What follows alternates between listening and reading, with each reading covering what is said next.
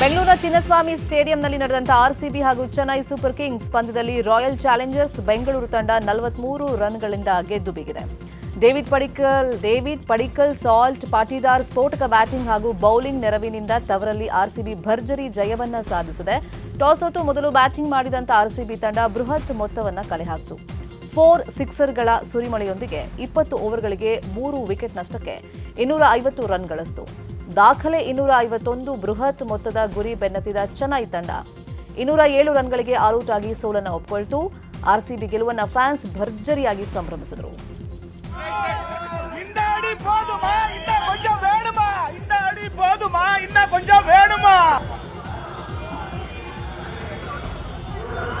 ಬರ್ತೀರಾ ಹೇಗೆ?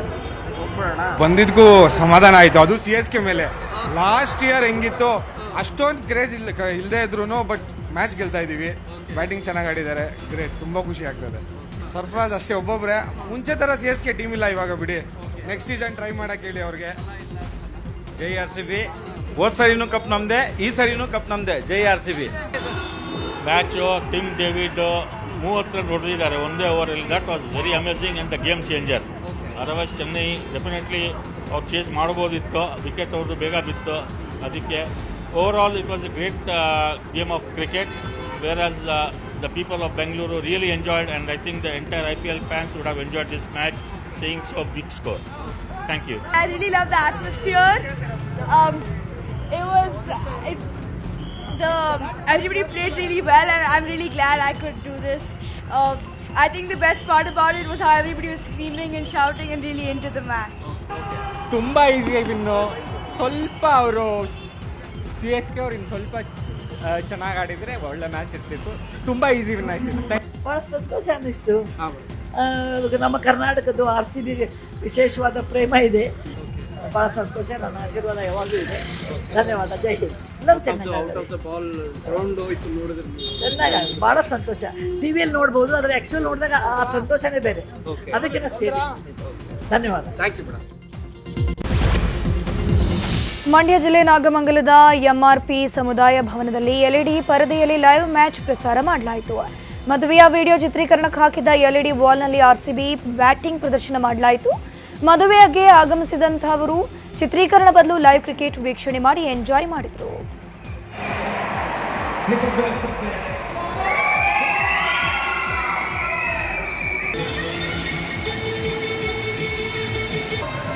ಶಿವಮೊಗ್ಗ ಜಿಲ್ಲೆ ಭದ್ರಾವತಿ ತಾಲೂಕಿನ ಉಜ್ಜನಿಪುರದ ಕಾರ್ಮಿಕ ಭವನದಲ್ಲಿ ಮದುವೆ ನಡೀತಾ ಇತ್ತು. ದೊಡ್ಡಗುಪ್ಪನಹಳ್ಳಿಯ ಲಕ್ಷ್ಮಣ್ ಗೌಡ ಮತ್ತು ರಾಧಾಮಣಿ ಪುತ್ರ ಹೇಮಂತ್ ಗೌಡ ವಿವಾಹ ಕಾರ್ಯಕ್ರಮ ನಡೆದಿತ್ತು. ಈ ವೇಳೆ RCB ವರ್ಸಸ್ CSK ಪಂದ್ಯದ ನೇರ ಪ್ರಸಾರವನ್ನ ಹಾಕಲಾಗಿತ್ತು. ಮದುವೆಗೆ ಬಂದವರು ಕ್ರಿಕೆಟ್ ಪಂದ್ಯ ವೀಕ್ಷಣೆ ಮಾಡ್ತಾ ಸಂಭ್ರಮಿಸಿದ್ರು. IPL ಹವಾ ಜೋರಿರುವಾಗಲೇ ವಾಣಿಜ್ಯ ನಗರಿ ಹುಬ್ಬಳ್ಳಿಯಲ್ಲಿ ಕ್ರಿಕೆಟ್ ಬೆಟ್ಟಿಂಗ್ ಸದ್ದು ಕೇಳಿಬರ್ತಾ ಇದೆ.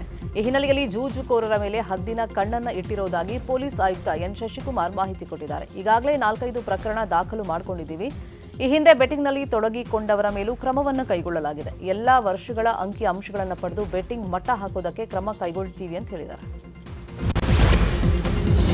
ಗಲ್ಫ್ ರಾಷ್ಟ್ರದ ಯುದ್ಧದ ಎಫೆಕ್ಟ್ನಿಂದಾಗಿ ಕಮರ್ಷಿಯಲ್ ಗ್ಯಾಸ್ ಸಿಲಿಂಡರ್ ದುಬಾರಿಯಾಗಿದೆ. ಹೀಗಾಗಿ ಹೋಟೆಲ್ನಲ್ಲಿ ಸೌದೆ ಒಲೆಯಲ್ಲಿ ಉಪಹಾರವನ್ನ ತಯಾರು ಮಾಡ್ತಿದ್ದಾರೆ. ಗದಗ ಜಿಲ್ಲೆ ನರಗುಂದ ಪಟ್ಟಣದ ವೆಂಕಟೇಶ್ವರ ಹೋಟೆಲ್ನಲ್ಲಿ ಕಮರ್ಷಿಯಲ್ ಗ್ಯಾಸ್ ಬೆಲೆ ಏರಿಕೆಯಿಂದ ಸೌದೆಯಲ್ಲಿ ಬ್ರೇಕ್ಫಾಸ್ಟ್ ತಯಾರು ಮಾಡಲಾಗ್ತಿದೆ. ಆದಷ್ಟು ಬೇಗ ಕೇಂದ್ರ ಹಾಗೂ ರಾಜ್ಯ ಸರ್ಕಾರ ಸಮಸ್ಯೆಯನ್ನು ಬಗೆಹರಿಸಬೇಕು ಅಂತ ಹೋಟೆಲ್ ಮಾಲೀಕರು ಒತ್ತಾಯ ಮಾಡಿದರು. ಬೆಂಗಳೂರಲ್ಲಿ ಆಟೋ ಗ್ಯಾಸ್ ಸಿಗದೆ ಆಟೋ ಚಾಲಕರು ಪರದಾಟವನ್ನ ಪಡ್ತಾ ಇದ್ದಾರೆ. ಇನ್ನು ಇವತ್ತು ಬೆಳಗ್ಗೆ ಆಹಾರ ಸಚಿವ KH ಮುನಿಯಪ್ಪ ಅವರನ್ನ ಆಟೋ ಚಾಲಕರು ಭೇಟಿಯಾಗ್ತಾರೆ. ವಿವಿಧ ಆಟೋ ಸಂಘಟನೆಗಳ ಮುಖಂಡರು ಬೆಳಗ್ಗೆ 8 ಗಂಟೆಗೆ ಸಚಿವರ ನಿವಾಸಕ್ಕಾಗಮಿಸಿ ತಮ್ಮ ಸಮಸ್ಯೆಯನ್ನ ಹೇಳಿಕೊಳ್ತಾರೆ. ಈಗಾಗಲೇ ಸಚಿವ ಮುನಿಯಪ್ಪಗೆ ಈ ಬಗ್ಗೆ ಆಟೋ ಸಂಘಟನೆಗಳು ಮಾಹಿತಿಯನ್ನ ಕೊಟ್ಟಿದ್ದು, ಆಟೋ ಸಂಘಟನೆಗಳಿಗೆ ಬರುವಂತೆ ಸಚಿವರು ಸೂಚನೆಯನ್ನ ಕೊಟ್ಟಿದ್ದಾರೆ. ಇನ್ನು ಪೀಸ್ ಆಟೋ ಸೇರಿದಂತೆ ನಗರದ ಹಲವು ಸಂಘಟನೆಗಳ ಪದಾಧಿಕಾರಿಗಳು ಹಾಗೂ ಕಾರ್ಯಕರ್ತರು ಭೇಟಿಯಾಗಲಿದ್ದು 100ಕ್ಕೂ ಹೆಚ್ಚು ಆಟೋ ಚಾಲಕರು ಸೇರುವಂತ ಸಾಧ್ಯತೆ ಇದೆ. SSLCಯಲ್ಲಿ ಹಿಂದಿ ಭಾಷೆಗೆ ಗ್ರೇಡಿಂಗ್ ಬಗ್ಗೆ ಆಕ್ಷೇಪ ವ್ಯಕ್ತಪಡಿಸಿದ್ದ ಗವರ್ನರ್ ವಿರುದ್ಧ ಕನ್ನಡ ಪರ ಸಂಘಟನೆಗಳು ಸಿಡಿದೆದ್ದಿವೆ. ಐತಿಹಾಸಿಕ ನಿರ್ಣಯವನ್ನ ಪುನರ್ ಪರಿಶೀಲನೆ ಮಾಡೋಕೆ ರಾಜ್ಯಪಾಲ ತಾವರ್ಚಂದ್ ಗೆಹ್ಲೋಟ್ ರಾಜ್ಯ ಸರ್ಕಾರಕ್ಕೆ ಪತ್ರ ಬರೆದಿರುವುದನ್ನು ಖಂಡಿಸಿ ಇವತ್ತು ಕರ್ನಾಟಕ ರಕ್ಷಣಾ ವೇದಿಕೆ ಪ್ರತಿಭಟನೆಗೆ ಮುಂದಾಗಿದೆ. ಬೆಳಗ್ಗೆ 11:30 ಸುಮಾರಿಗೆ ಬೃಹತ್ ಪ್ರತಿಭಟನಾ ಧರಣಿಯನ್ನ ಫ್ರೀಡಂ ಪಾರ್ಕ್ನಲ್ಲಿ ಹಮ್ಮಿಕೊಂಡಿದೆ. ಸರ್ಕಾರದ ತೀರ್ಮಾನದ ಕುರಿತು ಪತ್ರ ಬರೆಯೋಕೆ ರಾಜ್ಯಪಾಲರಿಗೆ ಯಾವುದೇ ಹಕ್ಕಿಲ್ಲ. ನೀವು ಬರೆದ ಪತ್ರ ವಾಪಸ್ ಪಡೆಯದಿದ್ರೆ ಲೋಕಭವನಕ್ಕೆ ಮುತ್ತಿಗೆ ಹಾಕ್ತೀವಿ ಅಂತ ಎಚ್ಚರಿಸಿದ್ರು. ರಾಜ್ಯಪಾಲರೇ, ನಿಮ್ಮ ಅಗತ್ಯ ಕರ್ನಾಟಕಕ್ಕಿಲ್ಲ, ತಕ್ಷಣ ಗಂಟು ಮೂಟೆ ಕಟ್ಕೊಂಡು ನಿಮ್ಮ ರಾಜ್ಯಕ್ಕೆ ಹೋಗ್ರಿ ಅಂತ ಹೇಳಲಿಕ್ಕೆ ನಾವು ಸೋಮವಾರ ರಾಜಭವನಕ್ಕೆ ಮುತ್ತಿಗೆ ಹಾಕ್ತಾ ಇದ್ದೀವಿ. ಸಾವಿರಾರು ಜನ ಸೇರ್ತೀವಿ. ಸುಮಾರು ಈ ಭಾಗದ ಸಾವಿರಾರು ಜನ, ಬೆಂಗಳೂರಿನ ಸಾವಿರಾರು ಕಾರ್ಯಕರ್ತರು ಅವತ್ತು ನಾವು ರಾಜಭವನಕ್ಕೆ ಮುತ್ತಿಗೆ ಹಾಕ್ತೀವಿ. ನಾವೆಲ್ಲ ನಮ್ಮನ್ನು ಬಂಧಿಸಿ ಜೈಲಿಗೆ ಕಳಿಸಿರೋ ಚಿಂತೆ ಇಲ್ಲ. ನಾವು ಇಂಥ ಯಾವುದೇ ಹಿಂದಿ ಲಾಬಿಗಳಿಗೆ, ಹಿಂದಿ ಬಲವಂತ ಹೇರಿಕೆಗೆ ಕರ್ನಾಟಕದಲ್ಲಿ ಬೇರು ಬಿಡಲಿಕ್ಕೆ ಬಿಡಲ್ಲ. ರಾಜ್ಯಪಾಲರೇ, ಚಿತ್ರದುರ್ಗದ ರೇಣುಕಾಸ್ವಾಮಿ ಕೊಲೆ ಪ್ರಕರಣದಲ್ಲಿ ಜೈಲಲ್ಲಿರುವಂತಹ A1 ಪವಿತ್ರ ಗೌಡ ಮಧ್ಯಂತರ ಜಾಮೀನು ಭವಿಷ್ಯ ಇವತ್ತು ನಿರ್ಧಾರವಾಗಲಿದೆ. ಜಾಮೀನು ಕೋರಿ ಆರೋಪಿ ಪವಿತ್ರ ಗೌಡ ಹೈಕೋರ್ಟ್ನಲ್ಲಿ ಅರ್ಜಿಯನ್ನು ಸಲ್ಲಿಸಿದರು. ಇವತ್ತು ಪವಿತ್ರ ಗೌಡ ಜಾಮೀನು ಅರ್ಜಿ ವಿಚಾರಣೆ ನಡೆಯಲಿದೆ. ನ್ಯಾಯಮೂರ್ತಿಗಳಾಗಿರುವಂತಹ ಎಂ ನಾಗಪ್ರಸನ್ನ ಅವರ ಪೀಠದಲ್ಲಿ ವಿಚಾರಣೆ ನಡೆಯಲಿದ್ದು 20 ದಿನಗಳ ಮಧ್ಯಂತರ ಜಾಮೀನಿಗೆ ಪವಿತ್ರ ಗೌಡ ಮನವಿ ಮಾಡಿದ್ದಾರೆ. ಈ ಹಿಂದೆ ಸೆಷನ್ಸ್ ಕೋರ್ಟ್ನಲ್ಲಿ ಪವಿತ್ರ ಗೌಡ ಜಾಮೀನು ಕೋರಿ ಅರ್ಜಿಯನ್ನು ಸಲ್ಲಿಕೆ ಮಾಡಿಕೊಂಡಿದ್ರು. ಆದರೆ ಸೆಷನ್ಸ್ ಕೋರ್ಟ್ ಜಾಮೀನು ಅರ್ಜಿಯನ್ನೇ ವಜಾಗೊಳಿಸಿತು. ಸೆಷನ್ಸ್ ಕೋರ್ಟ್ ಆದೇಶವನ್ನು ಪ್ರಶ್ನಿಸಿ ಪವಿತ್ರ ಗೌಡ ಹೈಕೋರ್ಟ್ ಮೊರೆ ಹೋಗಿದ್ದಾರೆ. ರಾಜ್ಯದ 2 ಕ್ಷೇತ್ರಗಳ ಉಪಚುನಾವಣೆಯ ಬಹಿರಂಗ ಪ್ರಚಾರಕ್ಕೆ ಇನ್ನೆರಡು ದಿನಗಳಷ್ಟೇ ಬಾಕಿ ಇದೆ. ಉಭಯ ಪಕ್ಷಗಳಿಂದ ಇಂದು ಮತ್ತು ನಾಳೆ ಬಿರುಸಿನ ಪ್ರಚಾರ ನಡೆಯಲಿರುವುದು. ಇಂದು ದಾವಣಗೆರೆ, ಬಾಗಲಕೋಟೆಯಲ್ಲಿ ಸಿಎಂ ಅಂತಿಮ ಹಂತದ ಪ್ರಚಾರವನ್ನು ಮಾಡ್ತಾರೆ. ದಾವಣಗೆರೆಯಲ್ಲಿ ಅಲ್ಪಸಂಖ್ಯಾತರ ಮತಗಳು ಚದುರದಂತೆ ಜಮೀರ್ ಅಹಮದ್ಗೆ ಸೂಚನೆ ನೀಡಿದ್ದಾರೆ. ಬಾಗಲಕೋಟೆಯಲ್ಲಿ ಅಹಿಂದ ಮತಗಳು ಚದುರದಂತೆ ಪುತ್ರ ಡಾಕ್ಟರ್ ಯತೀಂದ್ರಗೆ ಜವಾಬ್ದಾರಿ ನೀಡಿದ್ದಾರಂತೆ. ನಿನ್ನೆ ಕೇರಳ ಚುನಾವಣಾ ಪ್ರಚಾರದಲ್ಲಿ ಭಾಗಿಯಾಗಿದ್ದ ಸಿಎಂ ಇಂದು ದಾವಣಗೆರೆ ಹಾಗೂ ಬಾಗಲಕೋಟೆಯಲ್ಲಿ ಮತಯಾಚನೆ ನಡೆಸಲಿದ್ದಾರೆ. ಇಂದು ಬೆಂಗಳೂರಿನಿಂದ ದಾವಣಗೆರೆಗೆ ತೆರಳಲಿರುವಂತಹ ಸಿಎಂ ಸಂಜೆ 5 ಗಂಟೆವರೆಗೆ ಮತಯಾಚನೆ ನಡೆಸುತ್ತಾರೆ. ಬಳಿಕ ಬಾಗಲಕೋಟೆಗೆ ತೆರಳಿ ಸಂಜೆ 6 ಗಂಟೆಯಿಂದ 8:30ವರೆಗೆ ಪ್ರಚಾರ ನಡೆಸಲಿದ್ದಾರೆ. ಬಳಿಕ ಬೆಂಗಳೂರಿಗೆ ಮತ್ತೆ ವಾಪಸ್ ಆಗ್ತಾರೆ. ದಾವಣಗೆರೆ ದಕ್ಷಿಣ ಕ್ಷೇತ್ರದ ಉಪಚುನಾವಣೆ ಪ್ರಚಾರ ರಂಗನ್ನ ಪಡ್ಕೊಂಡಿದೆ. ದಾವಣಗೆರೆಯಲ್ಲಿ ಜಮೀರ್ ಅಹಮದ್ಗೆ ಅದ್ದೂರಿ ಸ್ವಾಗತ ಸಿಕ್ಕಿದೆ. ಜಮೀರ್ ಬೃಹತ್ ರ್ಯಾಲಿ ಬಳಿಕ ಸಚಿವ ಎಸ್ ಮಲ್ಲಿಕಾರ್ಜುನ್ ಜೊತೆ ಸುದ್ದಿಗೋಷ್ಠಿ ನಡೆಸಿದರು. ಸಿಎಂ ಸಿದ್ದರಾಮಯ್ಯ ಆದೇಶದಂತೆ ದಾವಣಗೆರೆಗೆ ಬಂದಿದ್ದೀನಿ. ನನಗೆ ಯಾವುದೇ ಮುನಿಸಿಲ್ಲ. ನಾನು ಸಮರ್ಥನ ಗೆಲ್ಲಿಸ್ಕೊಂಡೇ ಬರ್ತೀನಿ ಅಂತ ಹೇಳಿದ್ದೀನಿ. 100ಕ್ಕೆ 100ರಷ್ಟು ನಮ್ಮ ಅಭ್ಯರ್ಥಿ ಸಮರ್ಥ್ ಗೆಲ್ತಾರೆ ಅಂತ ಹೇಳಿ ವಿಶ್ವಾಸ ವ್ಯಕ್ತಪಡಿಸಿದರು. ಜಮೀರ್ ಅಹಮದ್ ಖಾನ್ 5ನೇ ತಾರೀಕಿಗೆ ದಾವಣಗೆರೆಗೆ ಪ್ರಚಾರಕ್ಕೆ ಬರ್ತಾರಂತ 2-3 ಕಡೆ ಮಾನ್ಯ ಮುಖ್ಯಮಂತ್ರಿಗಳು ಹೇಳಿದರು. ನಾನು ಕೇರಳದಲ್ಲಿದ್ದೆ. 26ನೇ ತಾರೀಕಿಂದ ಹಿಡ್ಕೊಂಡು 10 ದಿನ ಕಾಲ ನಾನು ಕೇರಳದಲ್ಲಿದ್ದೆ. ನಮ್ಮ ಕಾಂಗ್ರೆಸ್ ಪಕ್ಷದಿಂದ ಸ್ಟಾರ್ ಕ್ಯಾಂಪೇನರ್ ಆಗಿ ನನಗೆ 10 ಡಿಸ್ಟಿಕ್ ಇನ್ಚಾರ್ಜ್ ಕೊಟ್ಟಿದ್ದರು. 10 ಡಿಸ್ಟಿಕ್ ಇನ್ಚಾರ್ಜ್ ಕೊಟ್ಟಿದ್ರು. ಆ ಹಿನ್ನೆಲೆಯಲ್ಲಿ ನಾನು ಕೇರಳದಲ್ಲಿದ್ದೆ. ನಾನು 5ನೇ ತಾರೀಕು ಬರಬೇಕಂತ ತೀರ್ಮಾನ ಮಾನ್ಯ ಮುಖ್ಯಮಂತ್ರಿ ಸೂಚನೆ ಮೇಲೆ 5ನೇ ತಾರೀಕು ಪ್ರಚಾರಕ್ಕೆ ಬರ್ತೀನಿ ಅಂತ ಹೇಳಿದೆ. ನಾನು ಇವತ್ತು ಪ್ರಚಾರಕ್ಕೋಸ್ಕರ ದಾವಣಗೆರೆಗೆ ಪ್ರಚಾರಕ್ಕೋಸ್ಕರ ನಾನು ಇವತ್ತು ಇನ್ನು ಇದೇ ವೇಳೆ ಸಚಿವ ಎಸ್ ಮಲ್ಲಿಕಾರ್ಜುನ್ ಮಾತನಾಡಿ, ನಮ್ಮಲ್ಲಿ ಯಾವುದೇ ಗೊಂದಲ ಇಲ್ಲ. ನಾನು ಜಮೀರ್ ಚಡ್ಡಿ ದೋಸ್ತ್ಗಳು ಬಾರೋ ಹೋಗೋ ಅಂತ ಕರಿತೀನಿ, ಒಟ್ಟಾಗಿ ಇರ್ತೀವಿ ಅಂತ ಹೇಳಿದ್ರು. ನಾನು ಇವರಿಗೆ ಏನೋ ಗೊಂದಲ ಇಲ್ಲ. ನಾನು ಜಮೀರು ಭಾಳ ದಿವಸಗಳ ಸ್ನೇಹಿತು, ಚಡ್ಡಿ ದೋಸ್ತ್ಗಳು ಏನೋ. ನಾನು ಇವರಿಗೆ ಜಮೀರು ಅಂತಾನೆ ಮಾತಾಡೋದು, ಅವನು ಮಲ್ಲು ಅಂತಾನೆ ಮಾತಾಡೋದು. ಬಾರೋ ಹೋಗು ಅಂತ ಅವನು ಕರಿತಾನೆ, ನಾನು ಬಾರೋ ಹೋಗು ಅಂತಾನೆ ಕರಿತೇವೆ. ಏನು ಅದ್ರಾಗ ಏನು ಎರಡನೇ ಮಾತಿಲ್ಲಪ್ಪ. ಎಲ್ಲ ಸ್ನೇಹಿತರಲ್ಲೇ ನಾವು ನಡ್ಕೊಂಡಿದ್ದು. ಏನೋ ಒಂದು ಸಣ್ಣ ವಿಷಯಗಳಿಗಳು ಆಗಿರ್ಬೋದು, ಆದರೆ ಎಲ್ಲ ಸರಿ ಹೋಗೈತಿ. ಯಾವುದು ಏನು ವೈಯಕ್ತಿಕವಾಗಿ ಯಾವುದೂ ಇಲ್ಲ. ಜಮೀರು ನಾವು ಸ್ನೇಹಿತರು, ಸ್ನೇಹಿತರಾಗೇ ಇರ್ತೀವಿ.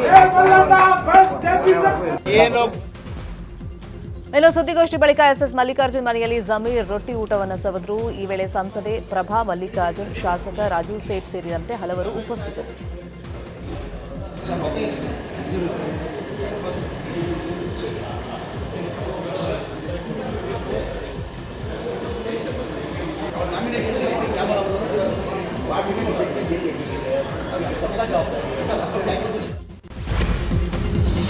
ದಾವಣಗೆರೆ ದಕ್ಷಿಣ ವಿಧಾನಸಭಾ ಕ್ಷೇತ್ರದ ಉಪಚುನಾವಣೆ ಹಿನ್ನೆಲೆಯಲ್ಲಿ ಕಾಂಗ್ರೆಸ್ ಅಭ್ಯರ್ಥಿ ಸಮರ್ಥ್ ಗೆಲುವಿಗಾಗಿ ಅಭಿಮಾನಿಗಳು ದೇವರ ಮೊರೆ ಹೋಗಿದ್ದಾರೆ. 101 ತೆಂಗಿನಕಾಯಿ ಒಡೆದು ಪ್ರಾರ್ಥನೆಯನ್ನ ಮಾಡಿದ್ರು. ಕಾಯಿಪೇಟೆಯಲ್ಲಿರುವಂತಹ ಬಸವಣ್ಣ ದೇವಸ್ಥಾನದಲ್ಲಿ ಕಾರ್ಯಕರ್ತರು ತೆಂಗಿನಕಾಯಿಯನ್ನು ಒಡೆದ್ರು. ಹೆಚ್ಚು ಮತಗಳಿಂದ ನಮ್ಮ ಅಭ್ಯರ್ಥಿ ಗೆದ್ದು ಬರಲಿ ಅಂತ ವಿಶೇಷ ಪೂಜೆಯನ್ನು ಸಲ್ಲಿಸಿದ್ರು.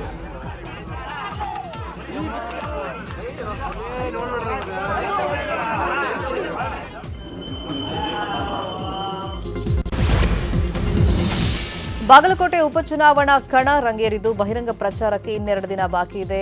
ಎರಡೂ ಪಕ್ಷಗಳ ನಾಯಕರು ಪರಸ್ಪರ ಆರೋಪ ಪ್ರತ್ಯಾರೋಪಗಳನ್ನು ಮಾಡ್ತಾ ಇದ್ದಾರೆ.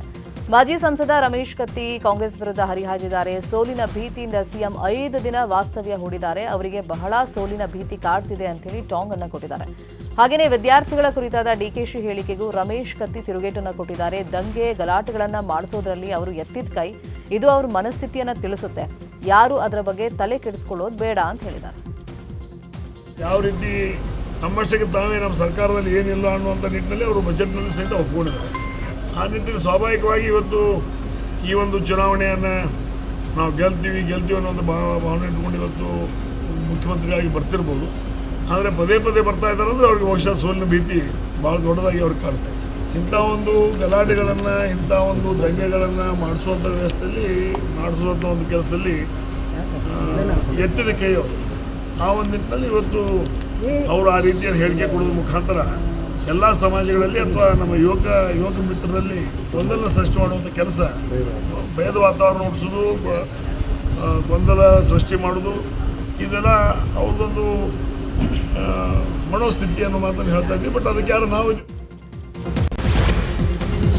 ಬಾಗಲಕೋಟೆ ಉಪಚುನಾವಣೆ ಹಿನ್ನೆಲೆ ಕೇಂದ್ರ ಸಚಿವ ಎಚ್.ಡಿ. ಕುಮಾರಸ್ವಾಮಿ ಸುದ್ದಿಗೋಷ್ಠಿ ನಡೆಸಿ ಸಿಎಂ ವಿರುದ್ಧ ಕಿಡಿಕಾರಿದ್ರು. ಸಿಎಂ ಹಾಗೂ ಸಚಿವರು 2 ಕ್ಷೇತ್ರಗಳಲ್ಲಿ ಬಿರುಸಿನ ಪ್ರಚಾರ ಮಾಡ್ತಿದ್ದಾರೆ. ಈಗ ವಿಧಾನಸೌಧವೇ ಬಿಕೋ ಅಂತಿದೆ. ನಾನು ಸಿಎಂಗೆ ನೇರವಾಗಿ ಪ್ರಶ್ನೆ ಕೇಳ್ತೀನಿ.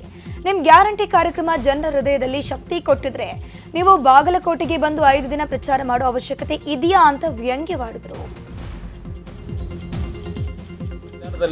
ಇವತ್ತು ಬಾಗಲಕೋಟೆ ಮತ್ತು ದಾವಣಗೆರೆ ಈ 2 ಚುನಾವಣೆಗಳ ಘೋಷಣೆ ನಂತರ ರಾಜ್ಯದ ಮುಖ್ಯಮಂತ್ರಿಗಳು ಮತ್ತು ಅವರ ಸಚಿವ ಸಂಪುಟದ ಸಹೋದ್ಯೋಗಿಗಳು 2 ಕ್ಷೇತ್ರಗಳಲ್ಲಿ ಬಿರುಸಿನ ಪ್ರಚಾರ ಮಾಡ್ತಾ ಇರೋದನ್ನು ಗಮನಿಸಿದ್ದಾರೆ. ಈಗಾಗಲೇ ವಿಧಾನಸೌಧದ ಮಂತ್ರಿಗಳ ಕಚೇರಿ ಸಂಪೂರ್ಣವಾಗಿ ವಿಧಾನಸೌಧವೇ ವೀಕು ಅನ್ನಿಸ್ತಾ ಇದೆ. ಇಲ್ಲಿ ಮುಖ್ಯಮಂತ್ರಿಗಳು ಈಗ ಚುನಾವಣಾ ಪ್ರಚಾರದಲ್ಲಿ ಏನಿದ್ದಾರೆ, ನಾನು ಮುಖ್ಯಮಂತ್ರಿಗಳಿಗೆ ನೇರವಾಗಿ ಕೇಳಲಿಕ್ಕೆ ಬಯಸ್ತೀನಿ ತಮ್ಮ ಮುಖಾಂತರ, ನಿಮ್ಮ ಗ್ಯಾರಂಟಿ ಕಾರ್ಯಕ್ರಮ ನಿಜಕ್ಕೂ ಜನಗಳ ಹೃದಯದಲ್ಲಿ ಇವತ್ತು ಅದಕ್ಕೆ ದೊಡ್ಡ ಮಟ್ಟದ ಒಂದು ಶಕ್ತಿ ಕೊಟ್ಟಿದ್ರೆ ನಿಮ್ಮ ಪಕ್ಷ ಕಾರ್ಯಕ್ರಮಕ್ಕೆ ನೀವು ಬಾಗಲಕೋಟೆಗೆ ಬಂದು 5 ದಿನ ಪ್ರಚಾರ ಮಾಡಬೇಕಾದ ಅವಶ್ಯಕತೆ ಇತ್ತಾ? ಹಳ್ಳಿ ಮೇಲೆ ನೀವು ಹೋಗ್ತಕ್ಕಂಥ ಅವಶ್ಯಕತೆ ಇದೆಯಾ?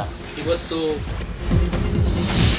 ಕರ್ನಾಟಕ ಗಡಿ ಪ್ರದೇಶ ಕೇರಳದ ಮಂಜೇಶ್ವರ ವಿಧಾನಸಭಾ ಕ್ಷೇತ್ರದಲ್ಲಿ ಸಿಎಂ ಸಿದ್ದರಾಮಯ್ಯ ಭರ್ಜರಿ ಕ್ಯಾಂಪೇನ್ ಅನ್ನು ಮಾಡಿದ್ರು. ಮಂಜೇಶ್ವರ ಮುಳ್ಳೇರಿಯಾದಲ್ಲಿ ಯುಡಿಎಫ್ ಅಭ್ಯರ್ಥಿ ಅಶ್ರಫ್ ಪರ ಸಿಎಂ ಪ್ರಚಾರ ಮಾಡಿದ್ರು. ವರ್ಗಾಡಿಯಲ್ಲಿ ಚುನಾವಣಾ ಸಭೆಯಲ್ಲಿ ಸಿಎಂ ಸಿದ್ದರಾಮಯ್ಯ ಭಾಷಣ ಮಾಡಿದ್ದು, ಯುಡಿಎಫ್ ಅಭ್ಯರ್ಥಿ ಅಶ್ರಫ್ ಮತ್ತೆ ಚುನಾವಣೆಯಲ್ಲಿ ಗೆಲ್ಲಬೇಕು. ಅವರ ಅಭಿವೃದ್ಧಿ ಕೆಲಸಗಳು ನಿಮಗೆ ಗೊತ್ತಿದೆ. ಅವರಿಗೆ ನೀವು ಮತ್ತೊಮ್ಮೆ ಆಶೀರ್ವಾದವನ್ನ ಮಾಡಬೇಕು. ಬಿಜೆಪಿ ಗ್ಯಾರಂಟಿ ಯೋಜನೆಯ ವಿರೋಧಿ, ಎಂದೂ ಜನಪರ ಯೋಜನೆಯನ್ನ ಜಾರಿಗೊಳಿಸಲ್ಲ. ನಮ್ಮ ಯೋಜನೆಯನ್ನ ಕಾಪಿ ಮಾಡಿದ್ದಾರೆ ಅಂತ ಹೇಳಿ ಗುಡುಗಿದ್ರು. 20ನೇ ತಾರೀಕು ನಡೀತಕ್ಕಂಥ ಸಾರ್ವತ್ರಿಕ ಚುನಾವಣೆ, ಅದರ ನಿಮಿತ್ತ ಮಾಡತಕ್ಕಂಥ ಸಭೆ. ಈ ಚುನಾವಣೆಯಲ್ಲಿ ಅಶ್ರಫ್ ಅವರು ಮತ್ತೆ ಸ್ಪರ್ಧೆ ಮಾಡಿದ್ದಾರೆ. ನೀವೆಲ್ಲ ಅಶ್ರಫ್ ಅವರು ಶಾಸಕರಾಗಿ ನಿಮ್ಮೆಲ್ಲರಿಗೂ ಪರಿಚಿತರಾಗಿದ್ದಾರೆ ಅಂತಕ್ಕಂಥದ್ದು ನನ್ನ ಭಾವನೆ. ಅವರ 5 ವರ್ಷಗಳ ಕೆಲಸಗಳನ್ನ ತಾವೆಲ್ಲ ಕೂಡ ನೋಡಿದ್ದೀರಿ. ಮತ್ತೆ ಸ್ಪರ್ಧೆಯನ್ನ ಬಯಸಿ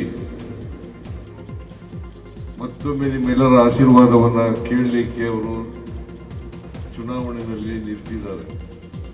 ಮತ್ತೊಮ್ಮೆ ಅವ್ರಿಗೆ ಆಶೀರ್ವಾದ ಮಾಡಬೇಕು ಅಂತೇಳಿ ನಾನು ಕರ್ನಾಟಕದ ಮುಖ್ಯಮಂತ್ರಿಯಾಗಿ ನಿಮ್ಮ ಮುಂದೆ ನಿಂತಿದ್ದೇನೆ. ಇನ್ನು ಕೇಂದ್ರದ ಉಕ್ಕು ಮತ್ತು ಕೈಗಾರಿಕಾ ಸಚಿವ ಎಚ್.ಡಿ. ಕುಮಾರಸ್ವಾಮಿ ಮಂಡ್ಯ ಪ್ರವಾಸವನ್ನು ಕೈಗೊಂಡಿದ್ದಾರೆ. ಬೆಳಗ್ಗೆ 11 ಗಂಟೆಗೆ ಮಂಡ್ಯದ ಜಿಲ್ಲಾ ಪಂಚಾಯಿತಿ ಆವರಣದಲ್ಲಿ ಕುಮಾರಸ್ವಾಮಿ ಅವರ ನೇತೃತ್ವದಲ್ಲಿ ದಿಶಾ ಸಭೆ ನಡೆಯಲಿದೆ. ಸಭೆಯಲ್ಲಿ ಜಿಲ್ಲಾಧಿಕಾರಿ, ಜಿಲ್ಲಾ ಪಂಚಾಯತ್ನ ಸಿಇಒ ಹಾಗೂ ಜಿಲ್ಲೆಯ ಶಾಸಕರು ಭಾಗಿಯಾಗುವ ನಿರೀಕ್ಷೆ ಇದೆ. ಕೋಲಾರ ಜಿಲ್ಲೆಯ ಮುಳಬಾಗಿಲು ತಾಲೂಕಿನ ಯೋಜನಾ ಪ್ರಾಧಿಕಾರದ ಅಧ್ಯಕ್ಷರಾಗಿ ಸುಹಾಸ್ ಅನ್ನೋರನ್ನ ನಗರಾಭಿವೃದ್ಧಿ ಇಲಾಖೆ ನೇಮಿಸಿ ಆದೇಶವನ್ನು ಹೊರಡಿಸಿದೆ. ಇದಕ್ಕೆ ಮುಳಬಾಗಿಲು ತಾಲೂಕು ಕಾಂಗ್ರೆಸ್ ಮುಖಂಡ ಸುಭಾಷ್ ಗೌಡ ಆಕ್ಷೇಪವನ್ನು ವ್ಯಕ್ತಪಡಿಸಿದ್ದಾರೆ. ಸುಹಾಸ್ ಅನ್ನೋರು ಕಾಂಗ್ರೆಸ್ ಪಕ್ಷದಲ್ಲೇ ಇಲ್ಲ, ಅವರೊಬ್ಬ ಬಿಜೆಪಿ ಹಾಗೂ ಆರ್ಎಸ್ಎಸ್ ಸಂಘಟನೆ ಜೊತೆ ಗುರುತಿಸಿಕೊಂಡಿದ್ದಾರೆ. ಕಾಂಗ್ರೆಸ್ ಪಕ್ಷದ ನಾಯಕರನ್ನ ಕಡೆಗಣಿಸಿ ನೇಮಿಸಿದ್ದು ಕೂಡಲೇ ನೇಮಕಾತಿ ಆದೇಶವನ್ನ ಹಿಂಪಡಿಬೇಕು ಅಂತ ಹೇಳಿ ಸುಭಾಷ್ ಗೌಡ ಒತ್ತಾಯವನ್ನ ಮಾಡಿದ್ದಾರೆ.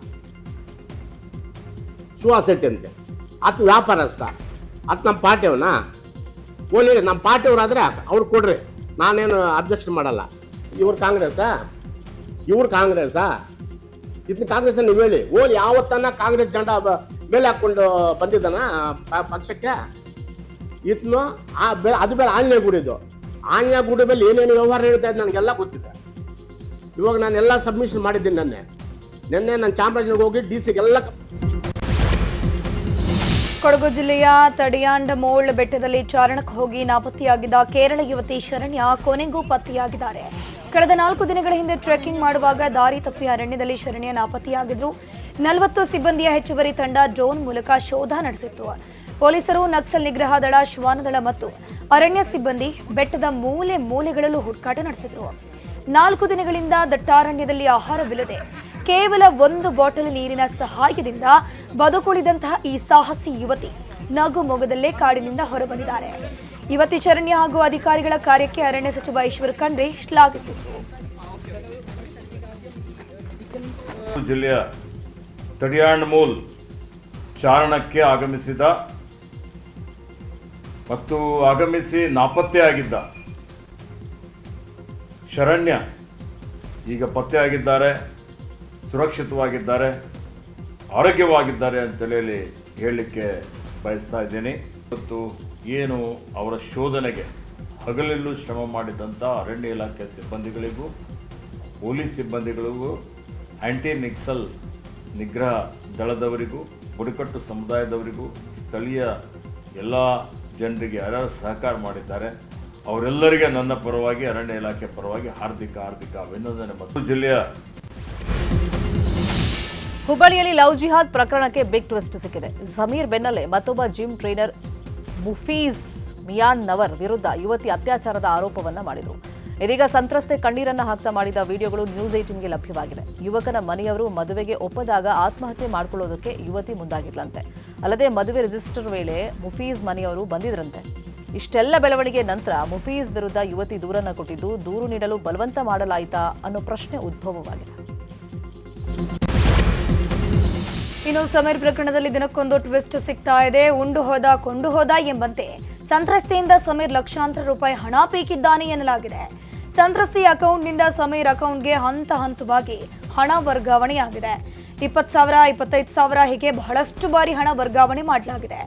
ಇನ್ನು ಪೋಷಕರ ಗಮನಕ್ಕೂ ತಾರದ ಯುವತಿ ಹಣ ವರ್ಗಾವಣೆ ಮಾಡಿದ್ದಾಳೆ ಎನ್ನಲಾಗಿದೆ. ಯುವತಿಯ ಖಾಸಗಿ ವಿಡಿಯೋಗಳನ್ನು ಇಟ್ಕೊಂಡು ಸಮೀರ್ ಬ್ಲ್ಯಾಕ್ ಮೇಲ್ ಮಾಡಿದ್ನ ಅನ್ನೋದು ಈಗ ಪ್ರಶ್ನೆಯಾಗಿದೆ. ಸಮೀರ್ ಜೈಲು ಪಾಲಾದ ಬಳಿಕ ಈಗ ಒಂದೊಂದೇ ಕೇಸ್ಗಳು ಬೆಳಕಿಗೆ ಬರ್ತಿವೆ. ಸದ್ಯ ಸಮೀರ್ಗೆ ನ್ಯಾಯಾಂಗ ಬಂಧನ ವಿಧಿಸಲಾಗಿದೆ. ಜೈಲು ತಪಾಸಣೆ ವೇಳೆ ಸ್ಮಾರ್ಟ್ ಫೋನ್ಗಳು ಪತ್ತೆಯಾಗಿವೆ. ಹುಬ್ಬಳ್ಳಿಯ ಉಪ ಕಾರಾಗೃಹದ ಬ್ಯಾರಕ್ 8ರಲ್ಲಿ ತಪಾಸಣೆ ಮಾಡುವಂತಹ ಸಂದರ್ಭದಲ್ಲಿ ಫೋನ್ಗಳು ಪತ್ತೆಯಾಗಿವೆ. ಮೊಬೈಲ್ ಚಾರ್ಜರ್ ಕನೆಕ್ಟರ್ಗಳು ಪತ್ತೆಯಾಗಿದ್ದು 13 ಕೈದಿಗಳ ವಿರುದ್ಧ ದೂರು ದಾಖಲಾಗಿದೆ. ಜೈಲು ಅಧೀಕ್ಷಕ ಶಹಾಬುದ್ದೀನ್ ಕಾಲೇಖಾನ್ ನೀಡಿದ ದೂರಿನ ಅನ್ವಯ 13 ಜನರ ವಿರುದ್ಧ ಅಶೋಕನಗರ ಪೊಲೀಸ್ ಠಾಣೆಯಲ್ಲಿ ಪ್ರಕರಣ ದಾಖಲಾಗಿದೆ. ಮೈಸೂರಿನಲ್ಲಿ ತೋಟದ ಮನೆಯಲ್ಲಿ ಸ್ಪೀಡ್ ಅಡ್ಡೆ ನಡೀತಿದೆ ಅನ್ನೋ ವಿಚಾರವಾಗಿ ನ್ಯೂಸ್ 18 ವರದಿಯನ್ನು ಬಿತ್ತರಿಸಿತ್ತು. ವರದಿಯ ಬೆನ್ನಲ್ಲೇ ಇದೀಗ ಮೈಸೂರು ಜಿಲ್ಲಾ ಪೊಲೀಸರು ಎಚ್ಚೆತ್ತುಕೊಂಡಿದ್ದಾರೆ. ಟಿ ನರಸೀಪುರ ತಾಲೂಕಿನ ವಾಟಾಳು ಗ್ರಾಮದಲ್ಲಿ ನಡೆಯುತ್ತಿದ್ದ ಸ್ಪೀಡ್ ಅಡ್ಡೆ ಮೇಲೆ ಪೊಲೀಸರು ದಾಳಿ ನಡೆಸಿದ್ದಾರೆ. ಖಚಿತ ಮಾಹಿತಿ ಮೇರೆಗೆ ಟಿ ನರಸೀಪುರ ಠಾಣಾ ಪೊಲೀಸರು ದಾಳಿ ಮಾಡಿ ಜುಜಾಟದಲ್ಲಿ ಭಾಗಿಯಾಗಿದ್ದ 5 ವಶಕ್ಕೆ ಪಡ್ಕೊಂಡ್ರು. ಇನ್ನು ಆಟಕ್ಕೆ ಪಣಕ್ಕಿಟ್ಟಿದ್ದ 2 ಲಕ್ಷ ನಗದನ್ನು ಕೂಡ ಟಿ ನರಸೀಪುರ ಪೊಲೀಸರು ವಶಕ್ಕೆ ಪಡ್ಕೊಂಡಿದ್ದಾರೆ.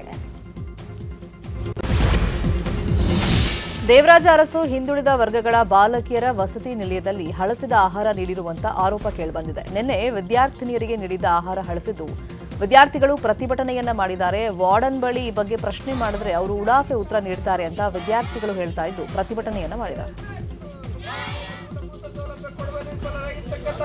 ಅಧಿಕಾರಿಗಳಿಗೆ ಸರ್ ಏನು ಹೇಳಿದ್ರು ಬರ್ತೀನಿ ಅಂದವರು ಇಲ್ಲಿವರೆಗೂ ಬಂದಿಲ್ಲ ಅವರು. ನಾವೀಗ ಆಲ್ರೆಡಿ 2 ಸಾರಿ ಲೆಟರ್ ಕೊಟ್ಟು ಕರೆಸಿದ್ದೀವಿ. ಬಂದು ವಿಸಿಟ್ ಮಾಡ್ಯಾರ, ಚೇಂಜ್ ಮಾಡ್ತೀನಿ 1 ವಾರದಲ್ಲಿ ಅಂತ ಹೇಳ್ಯಾರ ಸರ್. ರಾಜ್ಯದಲ್ಲಿ ಮಳೆ ಮುಂದುವರಿಯಲಿದೆ ಅಂತ ಹವಾಮಾನ ಇಲಾಖೆ ಮುನ್ಸೂಚನೆಯನ್ನ ಕೊಟ್ಟಿದೆ. ಇನ್ನೆರಡು ದಿನ ರಾಜ್ಯದ ವಿವಿಧ ಜಿಲ್ಲೆಗಳಲ್ಲಿ ಮಳೆ ಆಗಲಿದ್ದು 17 ಜಿಲ್ಲೆಗಳಿಗೆ ಇವತ್ತು ಹಾಗೆಯೇ ನಾಳೆ ಯೆಲ್ಲೋ ಅಲರ್ಟ್ ಘೋಷಣೆಯಾಗಿದೆ. ಕಲಬುರಗಿ, ರಾಯಚೂರು, ಬೆಳಗಾವಿ, ಧಾರವಾಡ, ಗದಗ, ಶಿವಮೊಗ್ಗ, ಉಡುಪಿ, ದಕ್ಷಿಣ ಕನ್ನಡ, ಚಿಕ್ಕಮಗಳೂರು, ಹಾಸನ, ಕೊಡಗು, ಮೈಸೂರು, ಚಾಮರಾಜನಗರ, ಮಂಡ್ಯ, ಕೋಲಾರ, ಬೆಂಗಳೂರು ಹಾಗೂ ಬೆಂಗಳೂರು ಗ್ರಾಮಾಂತರ ಜಿಲ್ಲೆಗಳಿಗೆ ಯೆಲ್ಲೋ ಅಲರ್ಟ್ ಘೋಷಣೆಯಾಗಿದೆ. ಯಾದಗಿರಿ ನಗರದಲ್ಲಿ ಹಾದು ಹೋಗುವ ರಾಜ್ಯ ಹೆದ್ದಾರಿಯ ಅಕ್ಕಪಕ್ಕದಲ್ಲಿ ಕೋಳಿ ಮಾಂಸದ ತ್ಯಾಜ್ಯ ಮತ್ತು ಕೊಳೆತ ತರಕಾರಿ ಹಣ್ಣು ಹಾಕ್ತಾ ಇದ್ದಾರೆ. ಇದರಿಂದಾಗಿ ಅಕ್ಕಪಕ್ಕದ ಬಡಾವಣೆಗಳಿಗೆ ದುರ್ವಾಸನೆ ಬರ್ತಿದ್ದು ವಾಹನ ಸವಾರರು, ಸಾರ್ವಜನಿಕರು ಮೂಗು ಮುಚ್ಚಿಕೊಂಡು ಓಡಾಡೋ ಪರಿಸ್ಥಿತಿ ಇದೆ. ಸಾಂಕ್ರಾಮಿಕ ರೋಗ ಹರಡೋ ಭೀತಿ ಕೂಡ ಎದುರಾಗಿದೆ. ಹೆದ್ದಾರಿಯ ಪಕ್ಕದಲ್ಲಿ ತ್ಯಾಜ್ಯ ಎಸೆಯೋರ ವಿರುದ್ಧ ಕಠಿಣ ಕ್ರಮ ಕೈಗೊಳ್ಳಬೇಕು. ಮುಂದಿನ ದಿನಗಳಲ್ಲಿ ತ್ಯಾಜ್ಯ ಎಸೆದಂತೆ ಸಿಸಿಟಿವಿಯನ್ನು ಅಳವಡಿಕೆ ಮಾಡಬೇಕು ಅಂತ ಸಾರ್ವಜನಿಕರು ಆಗ್ರಹ ಮಾಡಿದರು. ಕೊಪ್ಪಳ ಜಿಲ್ಲೆಯಲ್ಲಿ ಕುಸುಬೆ ಖರೀದಿ ಕೇಂದ್ರ ಇರಲಿಲ್ಲ. ಈ ಕುರಿತಂತೆ ಮಾರ್ಚ್ 27ನೇ ತಾರೀಕು ನ್ಯೂಸ್ 18ನ ಕನ್ನಡ ನಾಡಿಯಲ್ಲಿ ವರದಿಯನ್ನ ಪ್ರಸಾರ ಮಾಡಲಾಗಿತ್ತು. ವರದಿಯ ಬೆನ್ನಲ್ಲೇ ರಾಜ್ಯ ಸರ್ಕಾರ ಕೊಪ್ಪಳ, ಬೀದರ್, ಕಲಬುರಗಿ, ಚಿತ್ರದುರ್ಗ, ದಾವಣಗೆರೆ, ವಿಜಯಪುರ, ಧಾರವಾಡ, ಗದಗ, ಬೆಳಗಾವಿಯಲ್ಲಿ ಖರೀದಿ ಕೇಂದ್ರ ಆರಂಭಿಸಲು ಆದೇಶವನ್ನು ಹೊರಡಿಸಿದೆ. ರೈತರ ಪರವಾಗಿ ಧ್ವನಿ ಎತ್ತಿದ ನ್ಯೂಸ್ 18ಗೆ ರೈತರು ಧನ್ಯವಾದವನ್ನು ತಿಳಿಸಿದ್ದಾರೆ.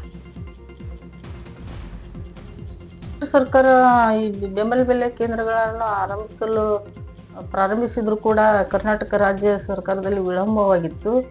ಆದ್ದರಿಂದ ಇದನ್ನು ರೈತರಿಗೆ ಇದು ಆದಷ್ಟು ಬೇಗ ಅನುಕೂಲ ಆಗಲಿ ಅನ್ನೋ ಉದ್ದೇಶಕ್ಕಾಗಿ ಕರ್ನಾಟಕ ರಾಜ್ಯ ರೈತ ಸಂಘದ ಉಪಾಧ್ಯಕ್ಷರಾದಂಥ ಅಂದಪ್ಪ ಕುಳೂರು ಅವರು ಸಾಕಷ್ಟು ಸರ್ಕಾರಕ್ಕೆ ಮನವಿ ಸಲ್ಲಿಸಿ ಅದು ಕೂಡ ಮತ್ತೆ ನ್ಯೂಸ್ 18 ವಾಹಿನಿಯವರು ಕೂಡ ಇದನ್ನು ಸತತವಾಗಿ ಬೆನ್ನತ್ತಿ ಸರ್ಕಾರ ಗಮನಕ್ಕೆ ತರುವಂಗೆ ಮಾಡಿ ಮತ್ತೆ ಅದನ್ನು ಆದೇಶ ಹೊರಡಿಸುವಂಗೆ ಮಾಡಿದ್ದಕ್ಕಾಗಿ ಮತ್ತು ನ್ಯೂಸ್ 18 ಕನ್ನಡ ವಾಹಿನಿಯವರಿಗೆ ಧನ್ಯವಾದಗಳನ್ನು ಹೇಳಕ್ಕೆ ನಾನು ಇಷ್ಟಪಡ್ತೀನಿ. ಉತ್ತರ ಕನ್ನಡ ಜಿಲ್ಲೆಯ ಮುಂಡಗೋಡ ತಾಲೂಕಿನ ಹನಗುಂದ ಗ್ರಾಮದಲ್ಲಿ ನಾಗರಹಾವೊಂದು ಬಚ್ಚಲು ಮನೆಯಲ್ಲಿ ಸೇರ್ಕೊಂಡಿತ್ತು. ನಿಂಗಪ್ಪ ಪರ್ವಾಪುರ ಅವರ ಮನೆಯಲ್ಲಿ ಬಂದಿದ್ದ ನಾಗರಹಾವು ಮನೆಯ ಮೇಲ್ಚಾವಣಿಯಿಂದ ಇಳಿದು ಬಚ್ಚಲು ಮನೆ ಸೇರ್ಕೊಂಡಿತ್ತು. ಕೈ ತೊಳೆಯೋಕೆ ಹೋದಾಗ ನಾಗರಹಾವು ಕಾಣಿಸ್ಕೊಂಡಿದೆ. ನಾಗರಹಾವನ್ನ ನೋಡಿ ಮನೆಯವರು ಭಯಭೀತರಾಗಿದ್ದಾರೆ. ಕೂಡಲೇ ಅರಣ್ಯ ಇಲಾಖೆ ಸಿಬ್ಬಂದಿ ನಾಗರಹಾವನ್ನ ರಕ್ಷಣೆ ಮಾಡಿ ಕಾಡಿಗೆ ಬಿಟ್ಟಿದ್ದಾರೆ. ಚಿತ್ರದುರ್ಗದ ಇಂಗಳದಾಳ್ ಗ್ರಾಮದಲ್ಲಿ ಶ್ರೀ ಆಂಜನೇಯ ಸ್ವಾಮಿಯ ಮುಳ್ಳಿನ ಪಲ್ಲಕ್ಕಿ ಪವಾಡ ಆಚರಣೆ ನಡೆಯಿತು. ರಾಮಾಯಣ ಕಾಲದಲ್ಲಿ ಆಂಜನೇಯ ಸಂಜೀವನ ಪರ್ವತ ತರುವಂತ ಪ್ರತೀತಿಯಂತೆ ಇಲ್ಲಿ ಪವಾಡ ದಿನ ಯುವಕರು ಕಟ್ಟುನಿಟ್ಟಿನ ವ್ರತಾಚರಣೆ ಮಾಡಿ ಧೂಪದ ಮರವನ್ನು ತಂದು ಆಂಜನೇಯ ಸ್ವಾಮಿಯ ದಾಸಪ್ಪನನ್ನ ಮುಳ್ಳಿನ ಪಲ್ಲಕ್ಕಿಯಲ್ಲಿ ಮಲಗಿಸಿ ಮೆರವಣಿಗೆ ಮಾಡ್ತಾರೆ. ಕಬ್ಬಿಣದ ಗಟ್ಟಿಯಾದ ಮುಳ್ಳಿನ ಪಲ್ಲಕ್ಕಿಯಲ್ಲಿ ಮಲಗಿದ್ರೂ ದಾಸಪ್ಪನಿಗೆ ಯಾವುದೇ ಮುಳ್ಳು ಚುಚ್ಚದೇ ಇರುವುದು ಪವಾಡ.